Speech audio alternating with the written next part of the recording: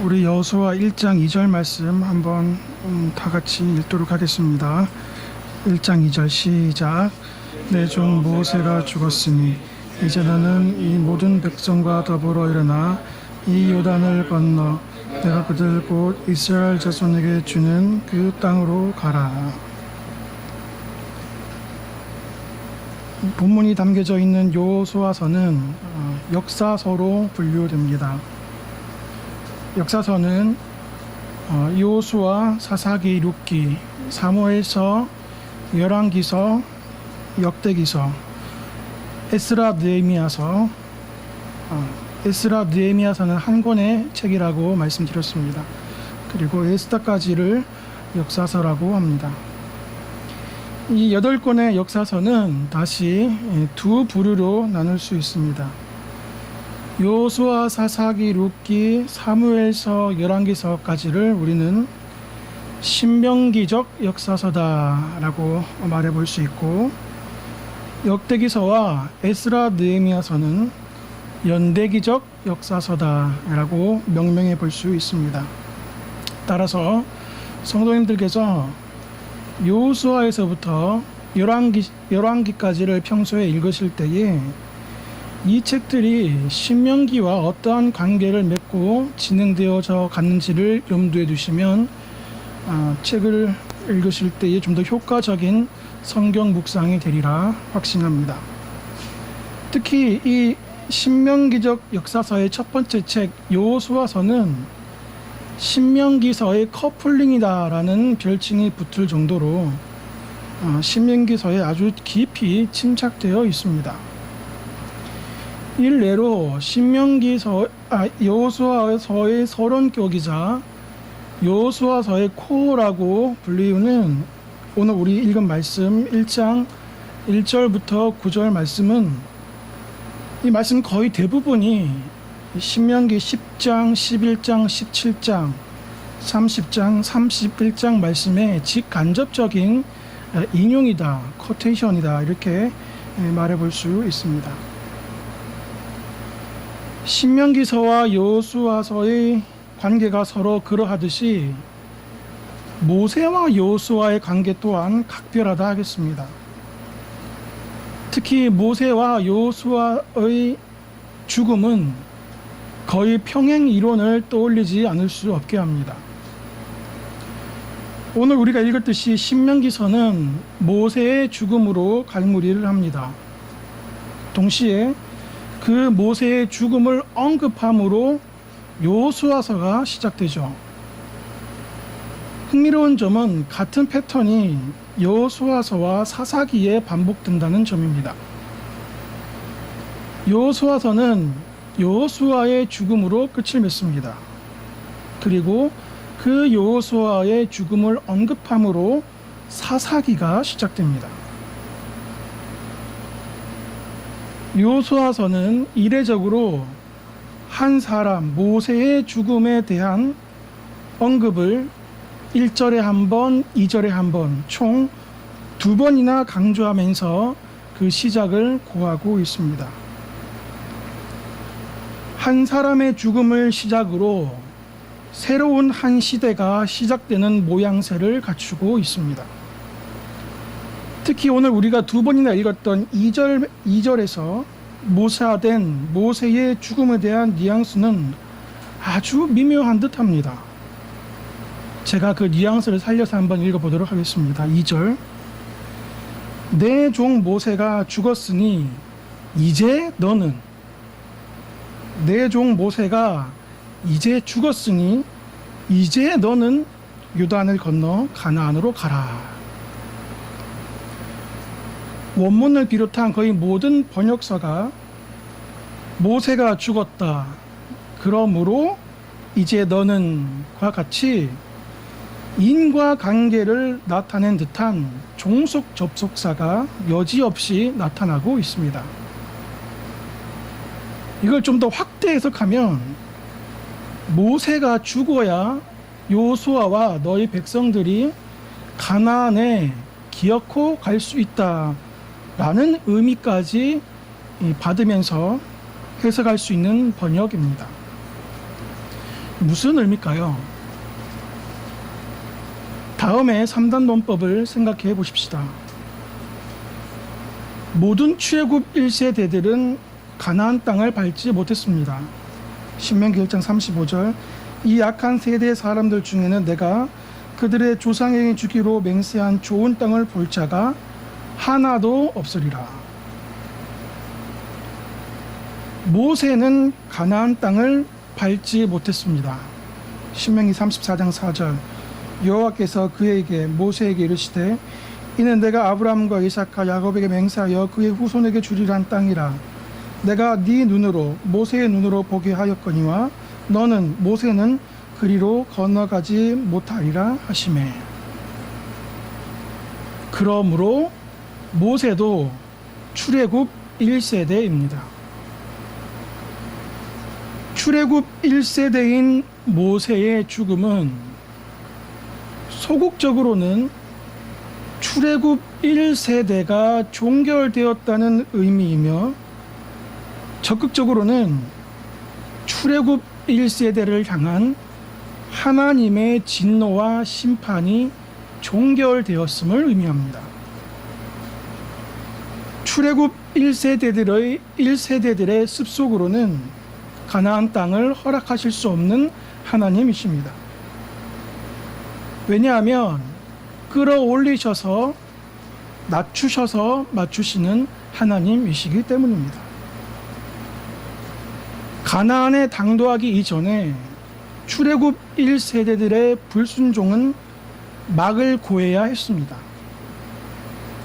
그 불순종의 종결을 하나님께서는 모세의 죽음으로 받으신 것입니다. 그래서 하나님께서 이렇게 말씀하신 것입니다.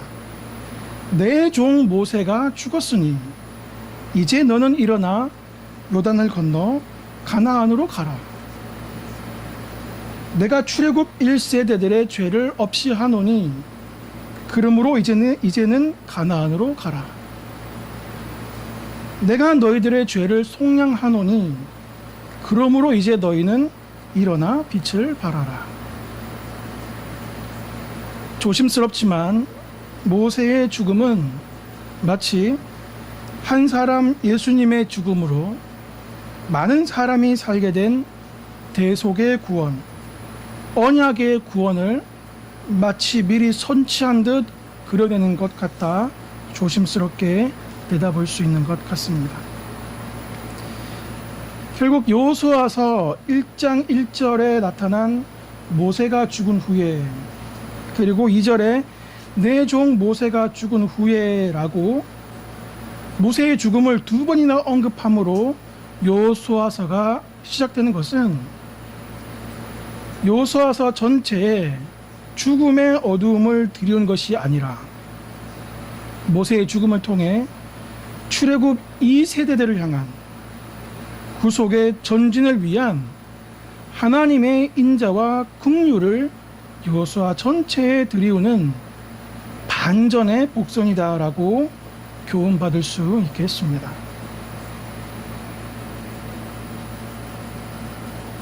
이제 모세는 없습니다. 여호수아 홀로 남게 되었습니다. 여호수아 홀로 남았다는 것은 여호수아에게 무엇을 의미할까요? 사실 우리는 이 감을 잘 캐치하지 못할 수 있습니다.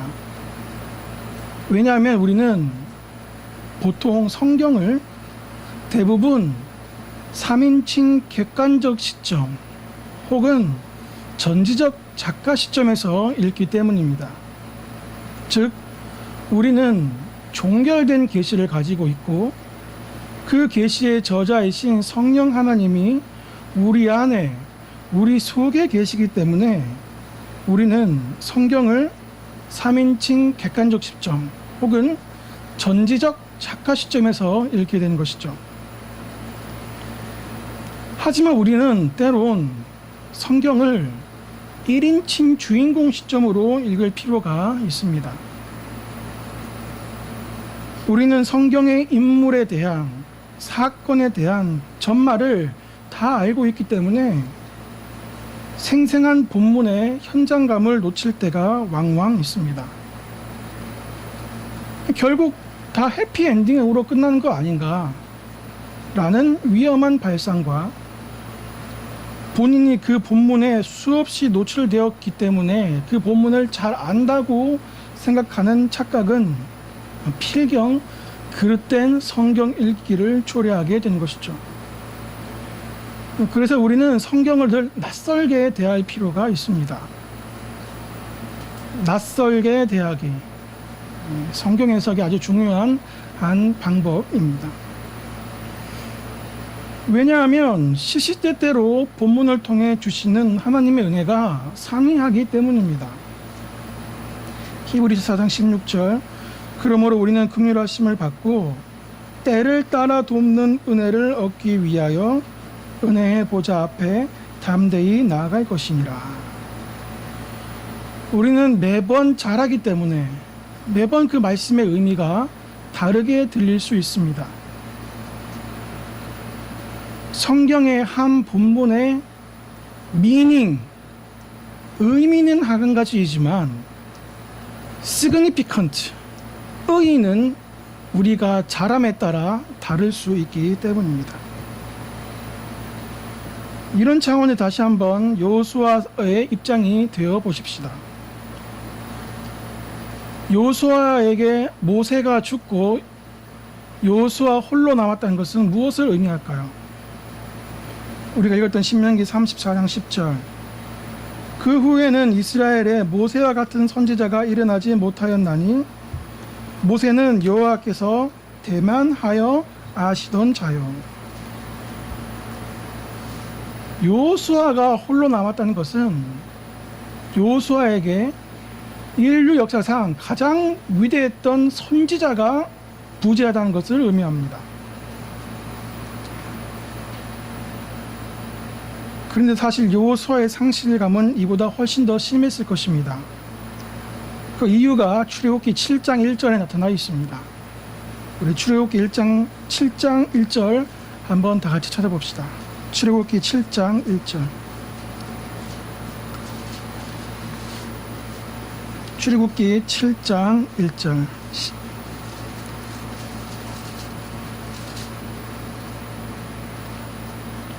시작. 여호와께서 모세에게 이르시되 볼지라도 고난을 바로에게 힘같이 되게 하였은즉 내 형 아론은 내 대언자가 되리니. 하나님께서 하나님의 형상으로 창조하신 인간 가운데 신이라 명명하신 자는 오직 이 모세밖에 없습니다. 물론 여기서 신이라고 함은 잘해봤자 엘로힘이겠죠. 잘해봤자 소문자 GODS 중에 GOD이겠죠. 야훼란 뜻은 결코 아니겠죠. 모세를 신으로 세우시겠다는 말씀은 당시 바로가 신적인 존재였기 때문에 그 바로의 대등한 위치로 그를 세우겠다는 뒷걸음질 치는 모세를 향한 절차탕마의 말씀입니다. 그럼에도 불구하고 모세는 바로에게 여호수아에게 신적인 무게감을 가진 존재였습니다. 그런 모세가, 그러한 위대한 선지자가, 그러한 신적인 존재가 이제 여호수아에게 부재하게 된 것입니다. 하나님께서는 때론 우리 곁에 있는 모세를 떠나게 하실 때가 있습니다. 하나님께서는 때로 모세 곁에 있는 우리를 떠나도록 우리를 재촉하실 때가 있습니다. 우리에게서 모세가 멀어질 때 우리는 깊은 좌절과 상실감 그리고 고독함을 느끼게 됩니다. 모세로부터 우리가 멀어질 때 우리는 안전하고 익숙한 곳에서 벗어나 알 수 없는 미래에 대한 불확실성과 두려움을 느끼게 됩니다. 모세가 떠나든 모세를 떠나든 공통점은 하나님께서는 인생의 한 경점에 우리를 홀로 모세 없이 하나님 앞에 세우실 때가 있다는 사실입니다. 나의 메소포타미아를 떠나 낯선 가나안 땅 밤하늘의 별빛 아래 홀로 서 있던 아브라함과 같이 나의 예루살렘을 떠나 낯선 바벨론의 차디찬 형장 안에 청춘의 시기를 보내야 했던 다니엘의 홀로됨과 같이 나의 사울이란 이름을 버리고 낯선 바울이란 이름으로 아라비아 광야로 가서 홀로 눈물로 부르짖었던 바울과 같이 하나님께서는 우리를 모세 없이 홀로 하나님과 대면해 주실 때가 있습니다.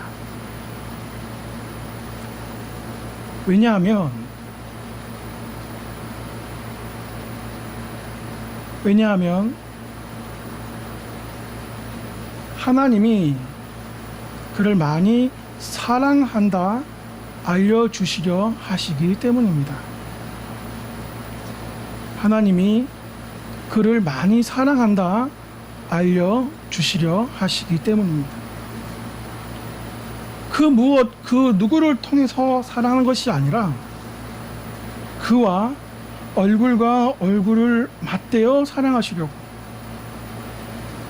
자신의 깊은 품속, 그 깊은 품속에 그를 품으시려고 홀로 그를 두시는 것입니다. 하나님에게는 손자가 없습니다. 하나님에게는 자녀밖에 없습니다. 부모가 믿음이 좋다고, 지교회 담임 목사님이 경건하다고, 자신의 배우자가 목사라고 하더라도 자신이 하나님의 자녀가 스스로 되지는 않습니다.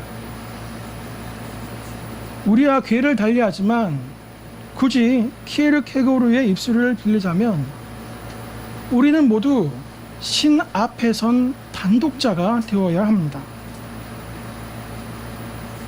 하나님 아닌 하나님이 되어 있는 우리의 모든 우상을 버리고 우리의 회칠한 모든 무덤들을 내어버리고 우리의 모든 화인 맞은 양심을 벗어버리고 모든 것 내려놓고 내 신을 벗고 주님 앞에 코람되어 홀로 주님 앞에 서야 하는 것입니다. 저 같은 목사는 주의 일이라는 이 두 단어에 있어서 두 번째 단어 일이라는 단어에 방점을 찍을 때가 왕왕 있습니다. 주의 일이 아니라 주의 일에 몰두하게 된다는 것이죠. 왜 그럴까요?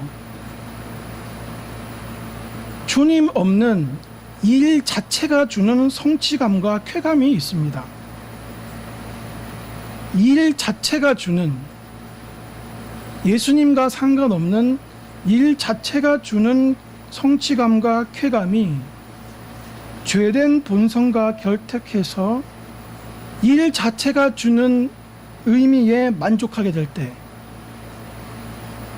그 같은 목사는 종교인이 되는 것입니다. 주의 일을 하는 것이 아니라 주의 일을 해야 하는 것이죠. 주님은 그 어떤 것도 원하지 않으십니다. 왜냐하면 주님은 모든 것을 가지고 계시기 때문입니다. 본질적으로 하나님은 여러분의 결과를 원하지 않으십니다. 하나님은 여러분 자신을 원하십니다. 여러분의 존재를 원하십니다. 우리는 교훈받기를 존재의 신앙을 이룩하자라고 배웠습니다. 세상 만물이 고요히 잠들었을 때에 소파에 몸을 기대어 눈을 감고 아버지라고 창자적 깊은 곳에서 울려나오는 고백을 해보셨습니까? 가슴이 벅차올라 심장이 터질 것 같은 충만함, 내 존재가 모두 까발려졌지만 결코 수치스럽지 않은 안정감,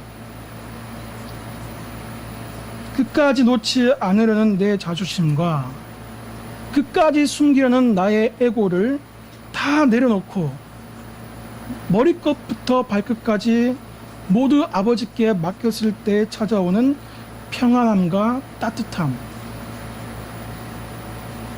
존재의 신앙을 추구하는 자들에게 주시는 하나님의 선물인 것입니다.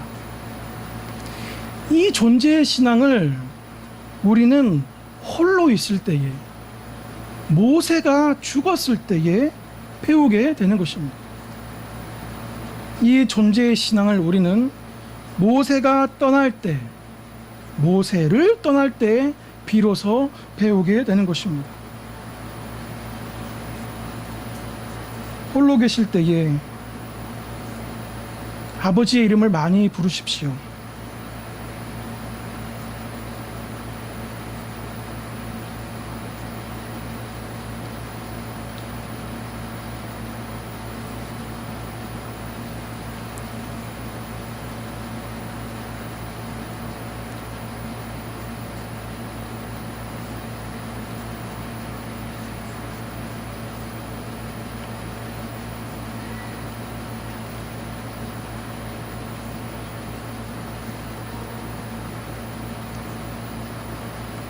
홀로 계실 때에 여러분의 마음을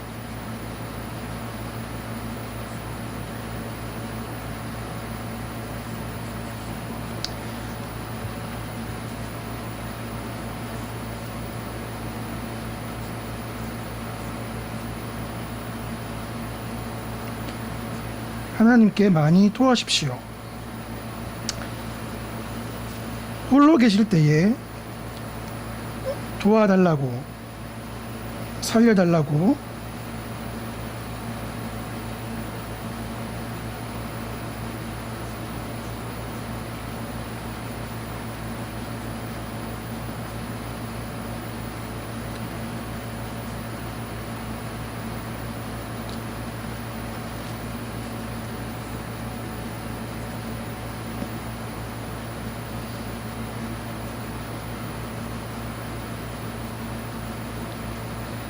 애원하면서 여러분의 눈물을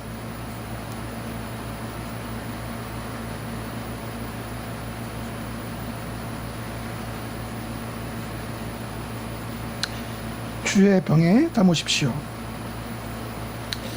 홀로 계실 때에 예전에 많이 고백했었지만 세상 때 많이 묻어 차마 말하지 못했던 주님 사랑합니다 고백 많이 하십시오.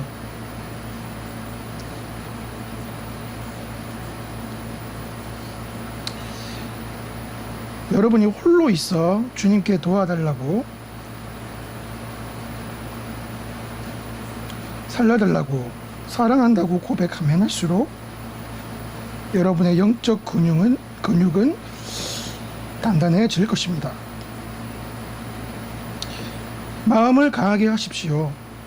극히 담대히 하십시오. 두려워 말며 놀라지 마십시오.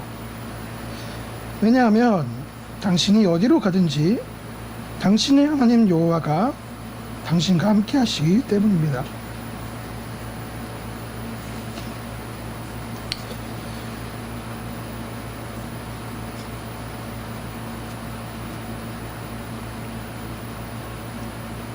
모세가 떠날 때의 두려움과 모세를 떠날 때의 불안함은 장차 하나님이 주실 사랑의 좋기 비할 수 없을 것입니다. 우리 담임 목사님의 예를 따라서 시편 139편을 읽으면서 말씀을 마치도록 하겠습니다. 시편 139편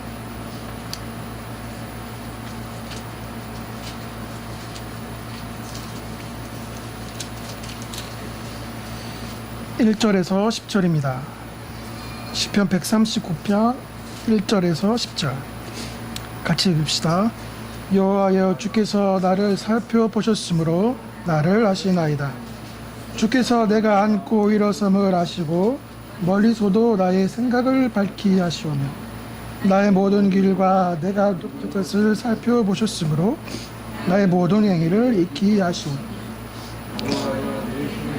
알지 못하신 것이 하나도 없으시니이다. 주께서 나의 앞뒤를 둘러싸시고 내게 안수하셨나이다. 이 지식이 내게 너무 가지 못하나이다. 내가 주의 영을 어디로 가며 주의 앞에서 어디로 피하리이까. 내가 하늘에 올라갈지라도 거기 계십니다. 내가 새벽 날개를 치며 바다 끝에 가서 거주할지라도 거기서도 주의 손이 나를 인도하시며 주의 오른손이 나를 붙드시리이다. 기도하시겠습니다. 고마우신 하나님, 이스라엘 백성들을 보시며 민망히 여기시사 우셨던 주님, 저희들을 불쌍히 여기시고 긍휼히 여겨 주시옵소서. 저희들에게 은혜를 내리워 주시옵소서. 말씀으로 우리를 깨우치시고 기도로 신망하시는 사랑하는 담임 목사님, 신원의 강건함을 더하여 주시옵시고 늘 함께 하여 주시옵소서. 감사하며 예수님의 이름으로 기도합니다. 아멘.